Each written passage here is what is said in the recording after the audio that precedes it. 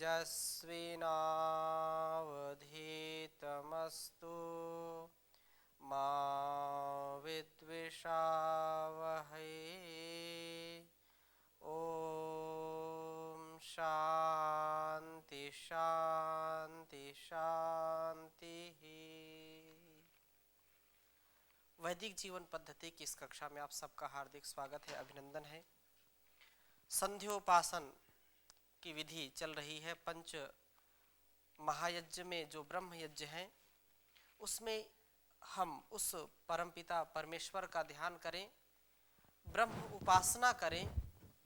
इसके लिए ब्रह्म यज्ञ या संध्या उपासना जिसको कहते हैं, उसके विषय में जो पहला मंत्र है शन्नो देवीर अभिष्टये, तो ये शन्नो देवीर अभिष्टया आपो भवन्तु पीतये, इसकी चर्चा चल रही थी। इसकी चर्चा और हम करेंगे। पिछली कक्षा का कोई प्रश्न हो तो आप पूछिए। ओम जी जी स्वामी जी प्रणाम। प्रणाम। ब्रह्मोपासना या संध्या करने के पहले अपना प्रस्तुति कैसे करें, कैसे अपना आसन लगाएं, कैसे बैठे, थोड़ा इसके विस्तार से बताए तो अच्छा है। जी इसमें विशेष रूप से हमको ये ध्यान रखना चाहिए कि जहाँ पर हम बैठें वहाँ का वातावरण बहुत शांत होना चाहिए, मन भी हमारा शांत होना चाहिए, कोलाहल ना हो, शरीर मन स्वच्छ हो, शुद्ध हो। ऐसे शुद्ध भावना से हम करें, न बहुत नीचे हो आसन, न बहुत ऊपर हो, वहाँ धूल आदि ना हो। उसकी चर्चा पिछली कक्षाओं में भी हमने और की थी कि कैसी स्थिति होनी चाहिए। जहाँ संध्या हम करते हैं, यदि जलाशय है या नदी है, कोई किनारा है, झील है तो और अच्छा है। तथा जो हमारा बिछावन है वो ज़्यादा कठोर भी नहीं होना चाहिए और ज़्यादा विलासिता युक्त भी ना हो। इसलिए संध्योपासना में शरीर की शुद्धि का ये जो है प्रथम हमारा कर्तव्य होना चाहिए कि शरीर हमारा शुद्ध हो, साफ हो। यदि कहीं पर कोई मलिनता है तो मन बार बार वहीं जाएगा। इसलिए हाथ, मुंह, पैर आदि बिल्कुल साफ सुथरे होने चाहिए। धो करके बैठें, मुख प्रक्षालन करके बैठें। यह शुद्धि हो करके जो अंग स्पर्श है, प्राणायाम थोड़ा सा करके, और शिखा बंधन भी करना उचित है। जैसे हमने इसका आरंभ किया था हमने, तो इस बात को हमने कहा था कि गुरु मंत्र गायत्री का जो है उच्चारण करके शिखा बंधन करते हैं, ऐसा भी होता है और उचित है।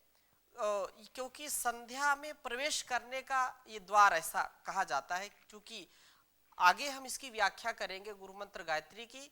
इसलिए यहाँ जो मूल संध्या है, मूल संध्या का आरंभ इसी मंत्र से होता है, शन्नो देवीर अभिष्टय। तो ये शन्नो देवी अभिष्टय आपो भवन्तु पीतये, ये मंत्र प्रथम है संध्या में। ऐसी स्थिति में हम अपने आप को बिल्कुल स्वस्थ और स्वच्छ बना करके संध्या में बैठें। और कोई प्रश्न?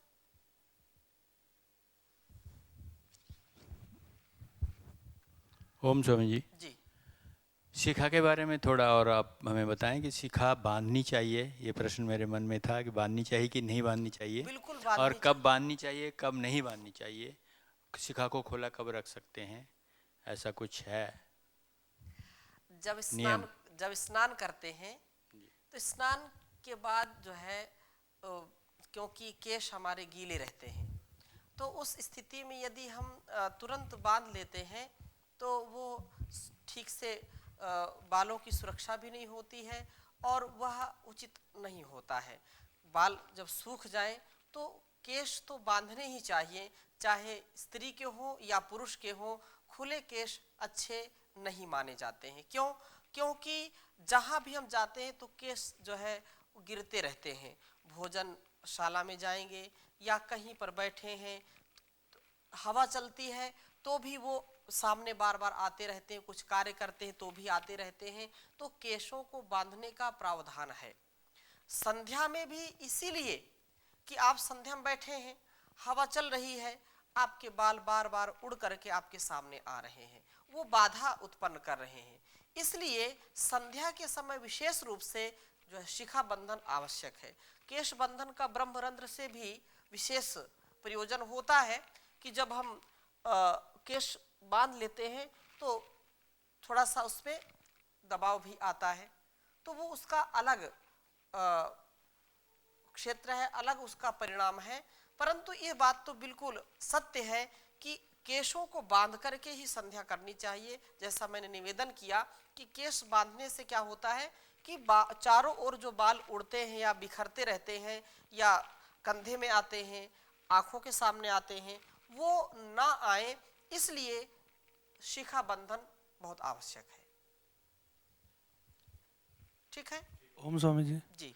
मतलब मेरा प्रश्न यह है कि गुरु मंत्र में से गायत्री मंत्र से क्या अभिप्राय है? गुरु मंत्र ये है कि सबसे गुरु मतलब जो सबसे बड़ा है, जो गुरु का तात्पर्य क्या है, जो सबसे बड़ा है, सबसे श्रेष्ठ है, वो गुरु होता है। ऐसे बोले तुम बहुत गुरु हो, ऐसा बोलते हैं ना, तो तात्पर्य ये है कि उसमें गुरुत्व है, उसमें बड़प्पन है, या ये कह लीजिए बहुत महनी है, बहुत ही श्रेष्ठ है, इसलिए उसको गुरु मंत्र गायत्री बोलते हैं।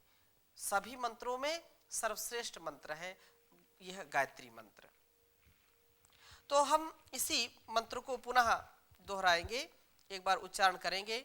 ओम शन्नो देवीरभिष्टय आपो भवन्तु पीतये शय्योरभिस्रवन्तु नः। ये यजुर्वेद के 36वें अध्याय के 12वें मंत्र का हम स्वाध्याय कर रहे हैं, और इसमें यही बात कही है कि वह परम पिता परमेश्वर सुख कारक न हमारे लिए दिव्य गुणों वाला, अभिष्टय सारे इष्ट आनंद की प्राप्ति के लिए सर्वव्यापक प्रभु का जो है हम गुणगान करते हैं, वो चारों ओर से हमारे लिए सुख की वर्षा करे, पीते पूर्ण आनंद के भोग के लिए, कल्याण के लिए, जो है दुखों को दूर करने वाले परमात्मा की सब ओर से हमारे ऊपर वर्षा हो। इसलिए हे विधाता, आप स्रवंतु, आप जो है वृष्टि करें सुखों की, आनंद की, और हर प्रकार के हम दुखों से बच जाएं, चारों ओर से समृद्धि की वर्षा हो हमारे ऊपर, ऐसी इस मंत्र में प्रार्थना की गई है। दिव्य गुणों वाला सर्वव्यापक प्रभु इष्ट आनंद की प्राप्ति और पूर्ण आनंद के भोग के लिए हमारे लिए सुख कारक होवे और कल्याण कारक सर्व दुख नाशक अपने परमानंद की हम पर सब ओर से वर्षा करे। क्योंकि यह दिव्य गुण वाले जगत के प्राण रूप जल वाले हमारे इष्ट भोगों के लिए और पीने के लिए सुख कारक हो और चारों ओर से हमें सुख प्राप्त करावे। आपह यहाँ दो अर्थ में आया है। आपह तो वह परम पिता परमेश्वर है, दूसरा आपह ये जो जल है, तो जल भी हमारे लिए जीवन प्रदाता है। यदि जल है तो कल है, जल नहीं है तो कल भी नहीं है, अर्थात इसीलिए कहते हैं जल ही जीवन है। तो जल की चारों ओर से हमको उपलब्धि हो, हम बिना जल के रह नहीं सकते हैं। तो वर्षा जल की होगी तो धन की भी वर्षा होगी, जल बरसेगा तो यहाँ ये धरती फसलों से लहलहाएगी, सस्य श्यामला ये मातृभूमि इसलिए कही जाती है क्योंकि यहाँ का वातावरण बहुत ही अनुकूल होता है और ऋतु के अनुसार ही सारी जो है फसलें कृषि कार्य होते हैं। और जो है आचमन क्रिया में हथेली में उतना ही जल लेना चाहिए जो कंठ के नीचे छाती तक पहुँचे, क्योंकि आचमन मंत्र है, ये आचमन हम करते हैं। अधिक ना हो। आचमन करते हुए मुख से किसी प्रकार का शब्द नहीं होना चाहिए। जब मंत्र बोल दिया तो आचमन करते समय इतना जल हो जो अधिक नहीं होना चाहिए, वह केवल कंठ और छाती तक पहुंचने के लिए हो। और एक मंत्र से 3 बार आचमन की ये जो बात यहाँ पर कही है कि सामान्यतः एक मंत्र से एक ही क्रिया की जाती है, परंतु यहाँ पर एक मंत्र बोल करके 3 बार आचमन किया जाता है। मंत्र एक बार बोल दिया और 3 बार उसका आचमन किया जाता है। ऐसे और भी अनेक मंत्र में भी जो है एक क्रिया या अनेक क्रिया भी संपन्न होती हैं। जहाँ क्रिया की प्रधानता होती है वहाँ प्रतिकर्म मंत्र की आवृत्ति होती है, परंतु जहाँ मंत्र प्रधान और क्रिया गौण होती है वहाँ क्रिया के लिए मंत्र की आवृत्ति ना होकर के एक मंत्र से अनेक समान क्रियाएं की जाती हैं। तो ये निश्चित रूप से समझना चाहिए कि यह जो संध्योपासन का ये पहला मंत्र है, इसमें विशेषकर जो सुख की कामना की गई है, सुख की याचना की गई है, वह प्रधान कर्म है। और यह आचमन क्रिया गौण है। एक भाव है, दो, एक भाव की प्रधानता है, एक क्रिया की प्रधानता है। मंत्र को बोल करके हम एक क्रिया कर रहे हैं और एक यह है कि उसका हम भाव ले रहे हैं। तो एक मंत्र बोला और आचमन हम कर रहे हैं, अर्थात अपने आप को परिपूर्ण करने का एक हम प्रयास कर रहे हैं। और वो परिपूर्णता कब आएगी? उस परम पिता परमेश्वर के द्वारा आएगी। वो हमारे लिए चारों ओर से सुख, समृद्धि और आनंद की वर्षा करे, ऐसा भाव हमारा यहाँ पर है। अतः यहाँ पर एक ही मंत्र उच्चारण करके 3 बार आचमन किए जाते हैं। आचमन क्रिया की गौणता इसी से स्पष्ट है कि ऋषि ने जो है पंच महायज्ञ विधि में जल के अभाव में आचमन, अंग स्पर्श आदि क्रिया के ना करने का भी निर्देश किया है। यदि जल नहीं है तो भी मंत्र आपको बोलना ही है और वैसा भाव आपके अंदर आना भी चाहिए। ये एक पहला मंत्र हो गया और इसमें यही भाव है कि देवी स्वरूप ईश्वर पूर्ण अभिष्ट कीजिए, यह नीर हो सुधा में कल्याण दान दीजिए। यह कल्याण देने वाला है। यदि इस संसार में जल ना हो, यदि नीर ना हो तो सब रसहीन हो जाएगा, नीरस हो जाएगा। सरस जरूर होना चाहिए, चाहे जीवन हो या जगत हो। यदि सरसता नहीं है तो फिर व्यक्ति सूखा सूखा हो जाता है और जहां व्यक्ति नीरस हो गया वहां पर फिर जीवन जीने का आनंद बहुत कम मिल पाता है। इसी क्रम को आगे बढ़ाते हुए जब इंद्रिय जो अंग स्पर्श मंत्रों का विधान किया है, निम्न मंत्रों से बाईं हथेली में जल लेकर के दाहिने हाथ की मध्यमा, अनामिका अंगुलियों से जल के द्वारा इंद्रियों का स्पर्श करते हुए इंद्रियों की स्वस्थता एवं दृढ़ता के लिए ईश्वर से प्रार्थना करते हैं। जैसा मैंने निवेदन किया कि मंत्र का 2 भाव होना चाहिए, एक भाव की प्रधानता और एक क्रिया की प्रधानता। क्रिया भी करनी है लेकिन उस क्रिया के साथ हमको भाव जोड़ करके देखना है। यदि भाव नहीं जुड़ा है और केवल क्रिया कर रहे हैं तो उसका विशेष लाभ नहीं है। तो बोलते हैं इसके बाद ओम वाक वाक। क्या बोलते हैं? वाक वाक 2 बार बोलेंगे। वाक वाक 2 वाक वाक है तो एक मुख, लेकिन क्या कहा? 2 बार वाक वाक। ओम प्राणः प्राणः, ओम चक्षु चक्षु, ओम ये श्रोत्रम श्रोत्रम कह दिया। फिर नाभि, हृदयम, कंठः, शिरः, ओम बाहुभ्याम यशोबलम, करतल करपृष्ठे।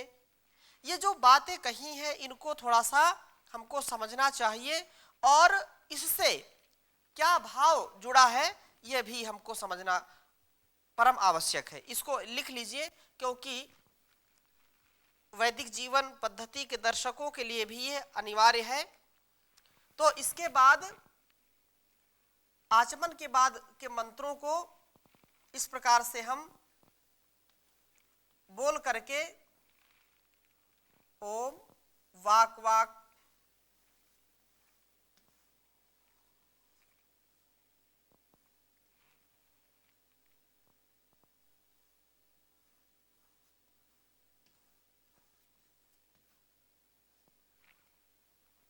इससे मुख में और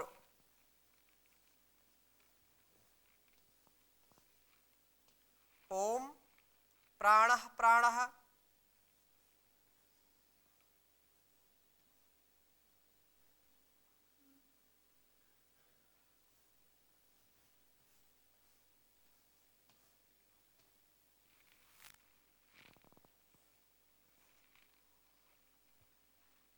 ओम चक्षुः चक्षुः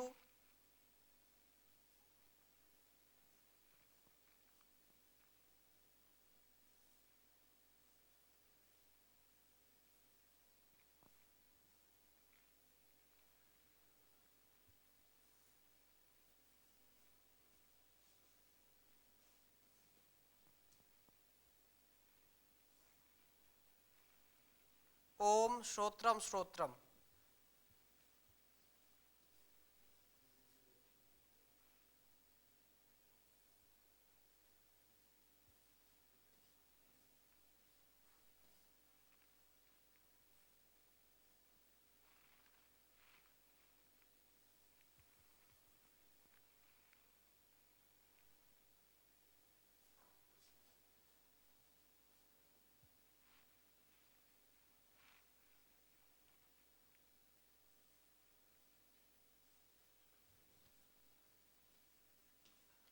श्रोत्रम श्रोत्रम।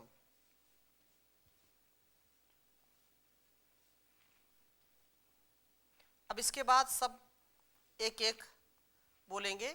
यहाँ पर जो वाक वाक कहा है और प्राणा प्राणः चक्षु चक्षु चक्षु कहा है, दो चीजें हैं। हमारी जो इंद्रियां हैं, तो जहाँ जो है दो समान इंद्रियों का स्पर्श व मार्जन किया जाता है, वहाँ पहले दाईं ओर फिर बाईं ओर करते हैं। दाईं ओर और बाईं ओर एक क्रम बताया है। और इस क्रम को क्यों करना? क्योंकि प्रत्येक इंद्रिय के दो भाग हैं। प्रत्येक इंद्रिय के दो जो है कार्य हैं, अथवा ये जो हमको स्थूल और सूक्ष्म हम कह सकते हैं। प्रत्येक इंद्रिय का एक सूक्ष्म और एक स्थूल स्वरूप होता है। तो हम जब वाक वाक बोलते हैं, तो वाक वाक कहने से दो चीजें आती हैं कि हम उस परम पिता परमेश्वर से प्रार्थना कर रहे हैं कि हे परम पिता परमेश्वर, मेरे वाक इंद्रिय और उसको जो है शक्ति के द्वारा बलवान कीजिए, वह बलवान होवे। क्योंकि यह एक तो मुख जो भोजन हम ग्रहण करते हैं, दूसरा इसमें बोलने की जो शक्ति है, जो वाणी है, जो वाक शक्ति है, यदि ये ना हो तो पूरा कार्य हो नहीं सकता है। इसलिए इसका जो एक खाने का कार्य है और दूसरा कार्य बोलने का है, तो उसको जो है ये इंद्रिय भी मेरी ठीक रहे और उसमें खाने का भी और बोलने का सामर्थ्य ठीक रहे। यदि ये दोनों सामर्थ्य नहीं होंगे तो मेरा जीवन चल नहीं सकता है। अतः यह जो वाक वाक कही है बात, तो इसमें यही भाव है कि हमारे इंद्रिय को भी और इसमें जो शक्ति है बोलने की या अभिव्यक्ति देने की, वह भी बनी रहे। मुख तो है, लेकिन व्यक्ति बहुत ऐसे होते हैं कि अपने जुबान को खोल नहीं सकते, बोल नहीं सकते। वह जीवन को किस प्रकार से जीते हैं, ये तो उन्हीं को कोई पूछे कि आपका जीवन बिना बोले कैसे है। वो अपने कुछ बोलना चाहते हैं लेकिन प्रकट नहीं कर पाते हैं, तो ऐसा जीवन अपूर्ण होता है। दूसरा प्राणः प्राणः, जो प्राणः प्राण इंद्रिय और उसकी शक्ति बलवान हो। नासिका है, नासिका से हम श्वसन क्रिया करते हैं, श्वास और प्रश्वास लेते हैं, छोड़ते हैं। ये नासिका यदि ना हो तो श्वासों को हम ले नहीं सकते, छोड़ नहीं सकते। ऐसा तो दिखाई पड़ता है। इससे गंध का भी पता चलता है, सुगंध है या दुर्गंध है। जब हम सुगंध और दुर्गंध को भी नहीं समझ पाते हैं तो भी बहुत बड़ी हानि होती है, व्यक्ति को पता ही नहीं चलता है। अगर गंध का पता चलता है तो कहीं आग लग जाए, कहीं से बदबू आ रही है तो भी हमको पता चलता, कहीं सुगंध आ रही तो पता चलता है। यदि इसमें घ्राण शक्ति ना हो तो भी कार्य ठीक चल नहीं सकता। भोजन सामने आ गया थाली में, अब दिखाई तो अच्छा पड़ रहा है लेकिन कितने दिन का है वो, उसमें से बदबू आ रही है या वह खाने योग्य है या नहीं है, इसका कौन जान कराता है? नासिका कराती है। दृष्टि का काम तो देखने का है। ये जरूरी नहीं है कि जो चीज दिखाई अच्छी पड़ रही है वो खाने में भी अच्छी हो या उससे सुगंध आ रही या दुर्गंध आ रही है। आंखों का यह कार्य नहीं है। नासिका में यह शक्ति बनी रहे, परमात्मा घ्राण शक्ति बनी रहे, सूंघने की शक्ति बनी रहे, ऐसा सामर्थ्य मुझ में दीजिए। इसलिए नासिका के दोनों ओर जो है स्पर्श करते हैं। और कहा ओम चक्षु चक्षु, इन आंखों में भी क्या है? दो, एक तो इंद्रिय शक्ति जो है चक्षु इंद्रिय और उसकी शक्ति बलवान हो। तो चक्षु की जो है शक्ति क्या है? देखने की शक्ति। जैसे मुख की शक्ति क्या है? बोलने की, रसन क्रिया खाने की, और नासिका की सूंघने की। इसी प्रकार से आंखों की शक्ति क्या है? देखने की। यदि आंखें मेरी देख सकने में सक्षम है तो दोनों शक्तियां बरकरार है। एक तो व्यक्ति ये है कि आंखें तो बहुत अच्छी हैं लेकिन उसको कुछ दिखाई नहीं पड़ रहा, आंखें खुली हैं बहुत अच्छी लग रही हैं लेकिन उसके अंदर की जो शक्ति है वो क्षीण हो गई है। तो ऐसी आंखों से कोई लाभ है क्या? हाँ, केवल इतना है कि देखने में वो व्यक्ति अच्छा लगेगा, लेकिन उससे कोई पूछे कि ऐसे खूबसूरती से, ऐसे सौंदर्य से क्या लाभ, कि वो दूसरों का अनुभव नहीं कर सकता है। अतः आंखें भी मेरी अच्छी हो, जो स्थूल दिखाई पड़ रही हैं, ऐसा भी ना हो कि आंखें फूटी सी हो या इधर उधर एंड बैंड हो, ऐसा भी उचित नहीं है। आंखें भी अच्छी हो देखने में और उसकी शक्ति भी निहित होनी चाहिए, उसमें देखने का भी सामर्थ्य होना चाहिए। इसलिए कहा चक्षु चक्षु। और श्रोत्रम श्रोत्रम, यहां पर श्रोत्रम श्रोत्रम, ओम श्रोत्रम श्रोत्रम, अर्थात ये जो कर्ण इंद्रिय है और उसकी शक्ति ये बलवान रहे, ये क्षीण ना हो। जब तक मैं जीऊं तब तक मैं सुन पाऊं। कान तो दिखाई पड़ रहा है लेकिन सुनता नहीं है। तो ऐसे कान से क्या लाभ है? कान का कार्य क्या है? सुनने का। इसलिए हे परमपिता परमेश्वर, ये मेरा कान बढ़िया सुंदर दिखाई भी पड़े, स्थूल इंद्रिय भी सुरक्षित रहे और सुनने की शक्ति भी बलवती रहे, बलवान रहे। ऐसा सामर्थ्य इन कानों को, ये जो श्रोत्रेंद्रिय है उस सामर्थ्य को बढ़ा दीजिए।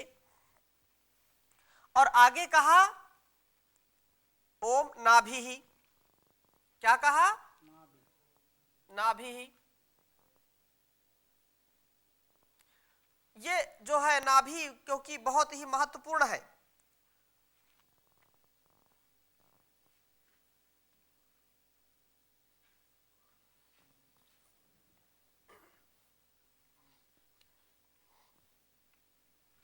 ओम नाभिः, ओम हृदयम्,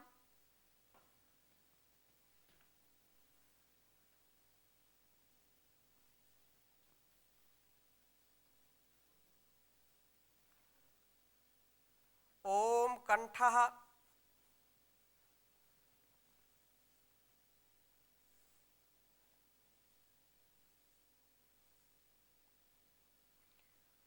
ओम शिरः,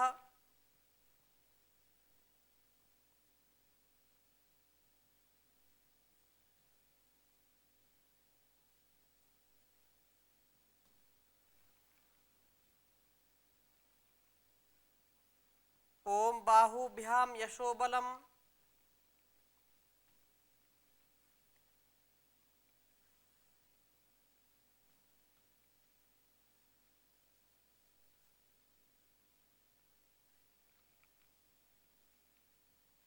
बाहुभ्याम यशोबलम,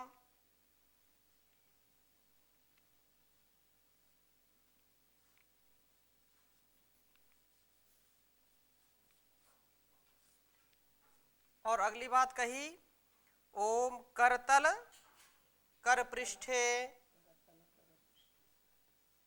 ओम करतल कर पृष्ठे,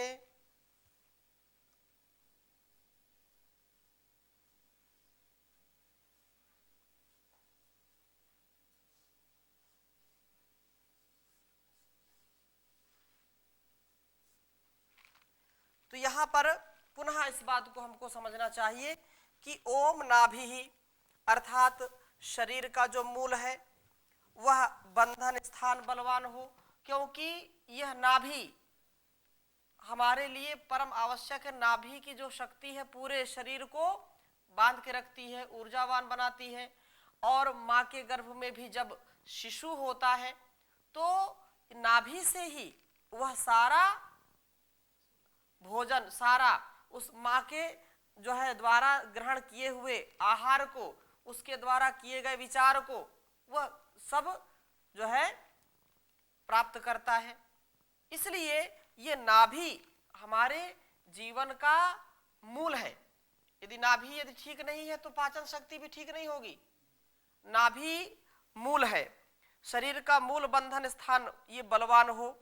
और हृदयम, हृदय रक्त संचारक अवयव बलवान हो, क्योंकि यदि हृदय काम नहीं करेगा तो सारे शरीर में रक्त संचार ठीक से प्रवाहित नहीं हो सकता है।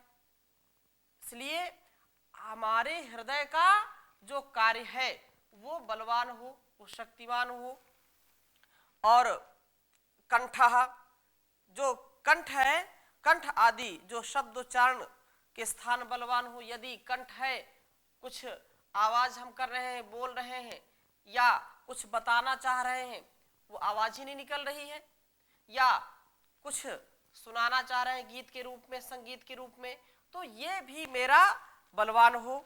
और ओम शिरः, शिरः अर्थात मस्तिष्क एवं सभी ज्ञानेंद्रियां और कर्मेंद्रियों के जो मूल स्थान है वो बलवान हो। क्योंकि यदि मस्तिष्क ठीक काम करता है, यदि दिमाग व्यक्ति का ठीक काम करता है तो सारे कार्य ठीक होते हैं। यदि दिमाग ठीक नहीं है तो कोई कार्य भी ठीक नहीं हो सकता है।